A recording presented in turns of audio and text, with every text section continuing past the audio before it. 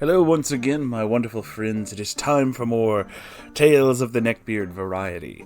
But I've decided I'm going to put a little special something at the end of this video.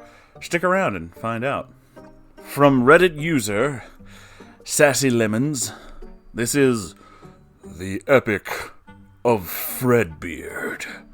I had to say it all epic-like. Introductions. Sassy Lemon, that's me. At the time, little self-esteem, 28, about 5'7", about 170 to 160 pounds in this story. I like video games, Magic the Gathering, D&D, and a lot of other nerd stuff. Apparently I am perfect beard bait. Fredbeard. Overweight, smelly, looks like he wears the same clothes at work as outside of work. He definitely does. Not a fan of women's rights or religion. Hangs out in the toy section of Walmart when he's not at work. That's creepy. Newfoos, my newfie work friend.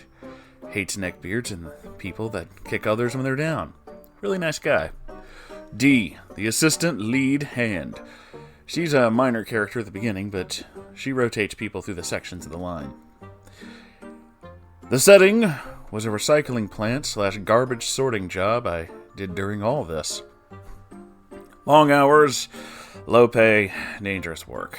The garbage comes down on a conveyor belt after being sorted by machines that do a mediocre job. I started working at this place after burning a few bridges and taking a lot of mental and emotional abuse from former friends.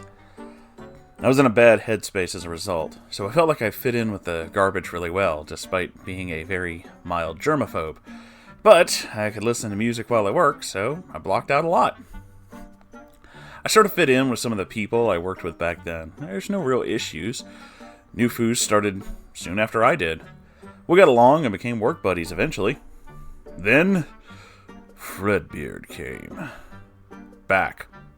Well, I say back because apparently he was off for a year because he gotten himself run over somehow. Okay. He felt that looking both ways before he crossed the street was below him and that his girth would allow cars to see him better.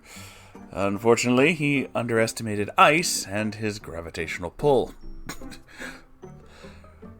So his first day back, he gets put beside me on the line. I'm pretty easygoing, though, and I have been warned about him. I thought I was prepared. I was not prepared. So the first thing he says to me is, "So are you some kind of lesbian feminist or something?"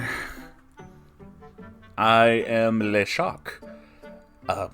What? I am completely unsure how he arrived at this conclusion. Yeah, well, most women that color their hair crazy colors like you do are like that, and they hate men for existing. No, I'm not like that. I support equal rights for all sexes, otherwise I'm pretty chill. I try to remain pretty neutral with a lot of this sort of stuff. I jokingly referred to extreme feminism as feminazis when he spouted this wonderful gem. I wouldn't put a pack of rabid bitches bent over tearing families apart in the same group as Nazis. Nazis were all about socialism and not as bad as people make them out to be. Wow. Hey, just throw this guy under the bus, or garbage truck. He got hit by one car. They didn't do a good enough job. Okay.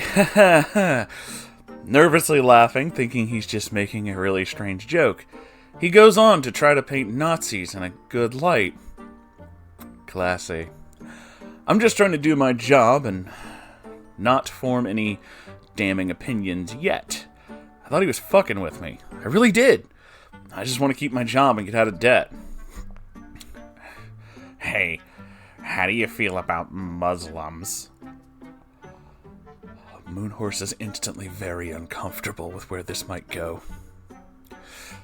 Barks Fredbeard at some point when my attention had blipped out. What? I want to go to a mosque with a pet pig and just hang out around the area to see how many I piss off. Classy. I've never seen so much malicious glee in someone's face. Yeah, he sounds like a fucking winner. Well, if that's what you want to do, then I guess, go for it. I have nothing against him. I think the extremists are maybe a little misguided. He didn't seem to like this answer much. I personally believe that religion is a huge part of human culture. When the buzzer went off for break, I could not have been more relieved. I told him it was nice meeting him, and then went off to meet with Newfoos and D. I was working with Fredbeard, D asked as Newfoos looked on curiously. He's an interesting person, I guess. Super weird. We all laughed it off and began chatting about any number of things going on. That is the first of many awful and strange things that happened until I had a mental break and quit. If anyone wants to hear them, I'll write them up. I want to hear them, and this episode's kind of short, so let's see if we can get one immediately. This is Fredbeard continued in Fredbeard Calls Me Fat. Summer was awful in this place. It was hot and the smell got much worse, but somehow you could still smell Fredbeard over it. At some point, when the line went down, Fredbeard decided he wanted to make fun of me. Get me going a bit, I guess. Hey, Lemons, there's a new Pokemon that appeared in the building next to this one. Oh, which one is it, Fredbeard? I cocked my head to the side, wondering what fuckery he was about to lay down this time. Oh, well, it's B, another coworker. But he's dressed in a panda suit, and he looks like he's holding a pride flag and wearing bondage gear. It's called Panda Pride. You should go get it. He starts laughing like he's made the best joke ever. I take a deep breath and try to figure out the word salad he just threw at me. Yeah, I'm on the same boat with you there. I realized he was trying to say something offensive. I just don't know what. What? What even did you just say to me?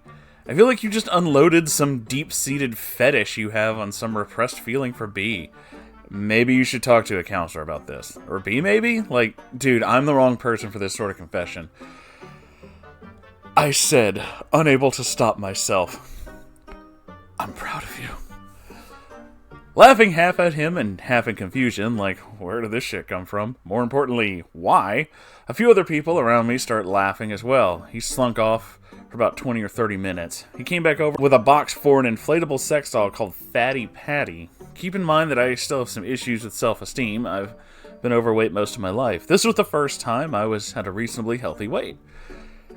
That said, he puts it in my face and says, I saw this and I almost thought it was you. Is this your body with a different face on it? And he starts laughing again. You trying to say I'm fat? I bite back a lot of venom. It bothers me, but I'm trying to come up with a witty reply. Yeah, everything but the face. Did you just not want people knowing it was you? I don't know when you saw me naked, but I'm pretty sure you can be charged for that kind of behavior. Only if I get caught. For all you know, you'll look out your window tonight and see me. He cackles. I feel sick. He's seen where I get off the bus to go home, so it was not a far stretch to assume that he would follow me. Or ask around and find out. I called him a fucking creep, to which he laughed creepily and left me alone for the day. Today he had won. And he would once in a while. Not every story has a happy ending after all. Jeez, that sucks. He's a fucking prick, though. I will say that.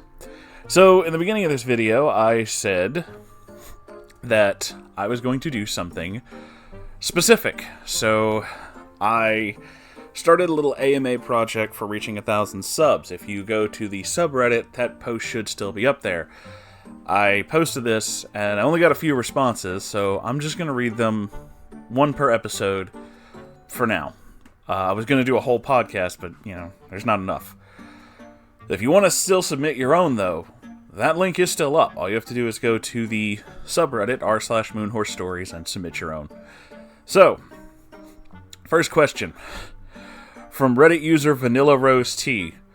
What do you want to be when you grow up?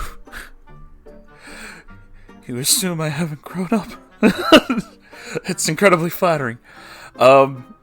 Actually, I have no fucking idea. When I was a kid, I had, no idea. But recently, I think I've kind of figured out what career I'm leaning towards. I'm liking being a comedian. I'm liking being funny and doing weird shit and just having fun with it. So, I know that's not the greatest answer, and this was probably supposed to be a joke, but I answered it anyway because that's what Moonhorse does, so there. Anyway, that's the end of this episode. Thank you all for watching. If you'd like to send your own stories, or even ask your own questions, you can send them all to r/MoonhorseStories. And if you'd like to support this show, there is a Patreon you can donate to, and I sell, like, t-shirts and stuff. The links to all these things, and more, are down below the video. Down there. You're looking at it, aren't you? I knew you were. Anyway, I'll see you in the next episode. I love you all, and goodbye. Goodbye.